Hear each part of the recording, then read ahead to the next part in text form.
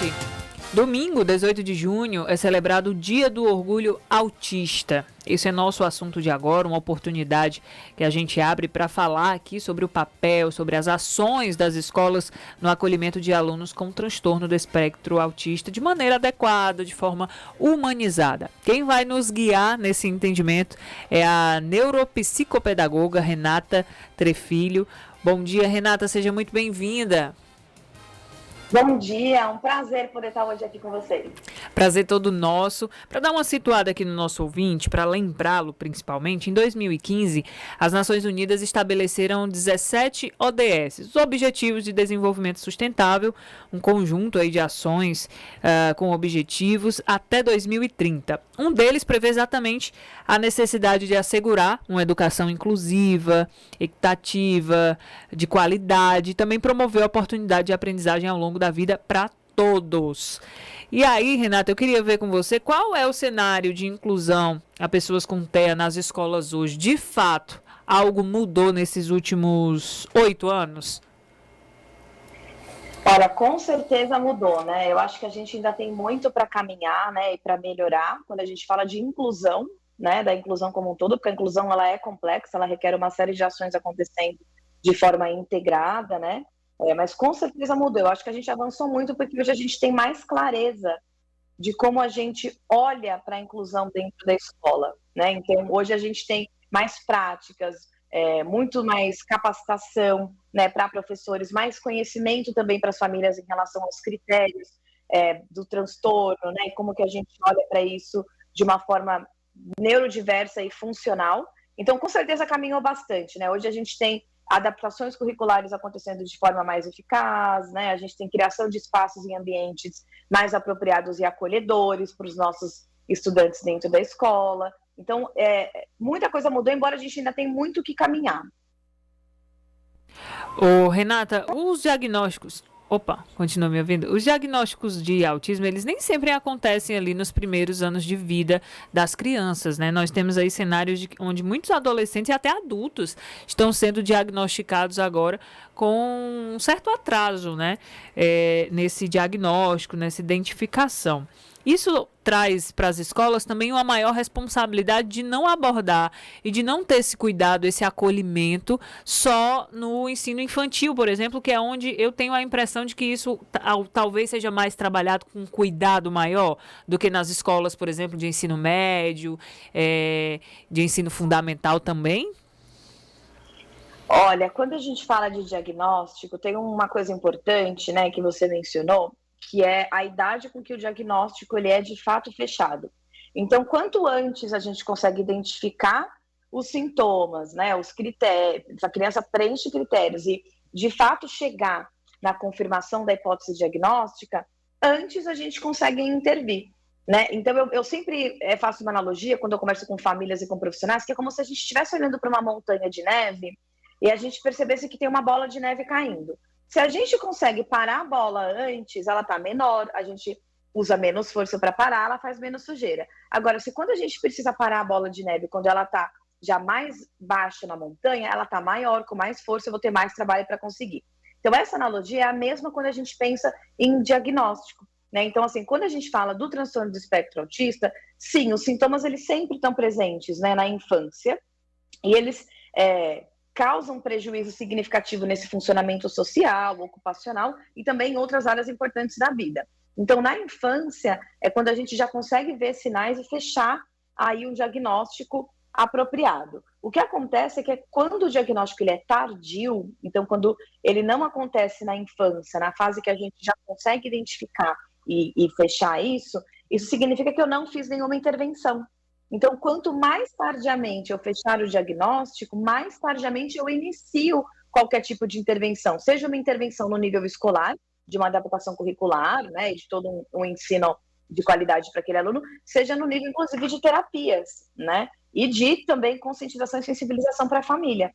Então, quanto mais tardiamente o diagnóstico é fechado, a gente consegue ver que os sintomas do transtorno do espectro autista, eles ficam, igual eu fiz a analogia com a bola de neve, um pouquinho mais potentes. Então, a gente tem mais caminho aí, né, para percorrer. Então, a gente vai ter, por exemplo, um déficit maior na reciprocidade social, Então, provavelmente vai ser um aluno que vai ter mais dificuldade para iniciar, responder a interações sociais, né, essa reciprocidade emocional e social, vai ter provavelmente mais dificuldades na comunicação não verbal, né, como expressões faciais, postura corporal, os gestos, né, para regular a interação social, vai apresentar provavelmente, né, padrões mais restritos e repetitivos de comportamento, né, então às vezes padrões motores, verbais, repetitivos, estereotipados. Então, quanto antes eu intervir, antes eu consigo trabalhar nesses prejuízos e nesses déficits. Quanto mais eu demoro para intervir, significa que algum prejuízo ele já está ali mais potente. Então, eu vou ter mais trabalho, vamos dizer assim, né? Vou precisar de mais recursos e mais mãos atuando para eu conseguir diminuir o impacto que esse conjunto de critérios diagnósticos tem na vida da criança, né? Ou do adolescente, enfim, independente da idade que a gente está falando aqui. Quando a gente fala de inclusão, Renata, isso vai muito além do que aceitar essa criança na escola, né? Infelizmente, nós já tivemos aqui no Brasil diversos casos de escolas que simplesmente se recusaram a receber esses alunos. Mas não é só aceitar. Tem todo um plano envolvido por trás disso, né? Quais seriam esses pré-requisitos, acho que a gente pode chamar assim, para, por exemplo, o pai que está nessa fase de escolher, nesse início ali, de levar, de transferir o aluno, ou para aquela criança que vai começar ainda essa fase estudantil? Olha, essa pergunta é extremamente importante, né? Porque eu acho que a escolha da escola, ela pode ser um fator preditor do sucesso acadêmico, né, do estudante. Então, a escola, ela funciona como um fator de proteção para o desenvolvimento. Então, o que eu aconselharia famílias, né, quando elas estão buscando uma escola, seria, primeiro, conversar com o coordenador pedagógico, conversar com o diretor da escola, entender se a escola tem uma estrutura, uma equipe, né, que cuida dessa adaptação de currículo, que cria o PDI ou o PEI, né, que seria esse plano de desenvolvimento individual, esse plano para adaptação curricular. Então, conversar bastante com a escola, entender como que eles criam esse plano, qual que é a equipe que está por trás cuidando, se não é uma equipe, é uma pessoa só, como que essa pessoa faz essa conexão com a família, né, como que os professores se sentem em relação a, né, ter um aluno de inclusão em sala de aula. Então, acho que a conversa com a escola para entender como que eles enxergam a inclusão, como que eles atuam na criação do plano da adaptação curricular, ela é extremamente importante. E tem uma coisa também da família se sentir acolhida e bem-vinda na escola, né? Porque não adianta a gente ter um aluno na escola se a família também não se sente acolhida e bem-vinda. Ela tem que se sentir também pertencente àquele ambiente, não só o aluno, né? Porque, de novo, a gente está falando aqui do autismo, que é um transtorno global, afeta diferentes áreas da vida, e a gente precisa de todo mundo trabalhando junto, escola e família. Então, a família também precisa se sentir à vontade na escola para conseguir estar naquele ambiente, participar das atividades escolares e ser parceiro mesmo da escola, né, nas ações que podem acontecer no ambiente escolar. Essa inclusão, como a gente começou falando, essa inclusão faz parte aí dos Objetivos de Desenvolvimento Sustentável das Nações Unidas. Temos aí metas até 2030. Pensando para frente, o que ainda falta, o que ainda é um grande desafio aí para o mundo como um todo?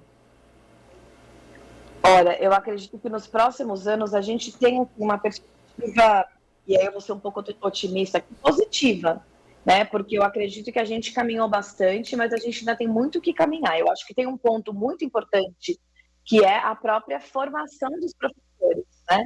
Porque hoje a gente tem muitos cursos a nível de graduação de pedagogia que não estão abordando de forma eficaz quando abordam, né? Porque tem isso, às vezes nem aborda de forma, nem aborda quando aborda, né, de forma eficaz, o que é a inclusão? Porque a inclusão não é simplesmente ter o aluno dentro do espaço escolar, mas é o aluno pertencer àquele espaço, é eu garantir que ele está recebendo uma instrução de qualidade e uma instrução que está sendo apropriada para o nível de desenvolvimento dele e para os prejuízos que aquele transtorno está causando na vida daquele aluno. Então, hoje a gente tem um cenário no Brasil que a gente precisa focar muito na formação dos professores, e isso começa lá nos cursos de graduação de pedagogia. Então, acho que essa formação do professor é extremamente importante para a gente conseguir caminhar. E eu também diria, né, vindo aqui da área da pesquisa, tendo acabado de defender o meu doutorado nessa questão de currículo, inclusive socioemocional, inclusão e adaptação curricular, que a gente precisa ainda melhorar as nossas estratégias. Então, por exemplo, hoje a gente tem a nível nacional, né, o PDI, o PEI, com uma estrutura que muitas vezes dificulta, inclusive, o trabalho da escola. Então, na escola que eu trabalho hoje, que eu coordeno o núcleo que a gente faz a adaptação curricular, a gente pega essas instruções e a gente vai adaptando também. Eu acho que a escola precisa ter essa liberdade para ir modificando e adaptando os próprios instrumentos que a gente tem hoje. Então, eu acho que a gente precisa ainda melhorar os nossos instrumentos e o fluxo com que as coisas acontecem dentro da escola e com que essa criação desse plano acontece. A gente precisa olhar com carinho e com cuidado para a formação dos professores e melhorar um ponto crucial ainda, assim, que no Brasil eu vejo que a gente ainda precisa melhorar muito, que é como escolas e famílias estão criando uma relação de parceria, né? Para que independente do diagnóstico do aluno, e aqui a gente está falando do autismo, mas independente do diagnóstico da situação que está acontecendo, escolas e famílias possam ser parceiras e caminharem juntas, né? Porque daí um ajuda o outro em relação ao que está acontecendo com o desenvolvimento, com o comportamento. Então, eu levantaria, assim, hoje eu levantaria esses 3 pontos principais. Teriam outros, que seriam mais na granularidade, mas acho que nesses 3 pilares principais, parceria família-escola, instrumentos bons de adaptação e formação de professor, eu acho que a gente consegue cobrir uma parte muito importante para lidar aí com a inclusão nas escolas nos próximos anos. Tá certo. Esse bate-papo super importante e construtivo que nós tivemos agora foi com Renata Trefiglio, neuropsicopedagoga, quem a gente agradece os esclarecimentos, viu, Renata? Um ótimo dia para você. Obrigada, igualmente. Se você chegou no finzinho da entrevista,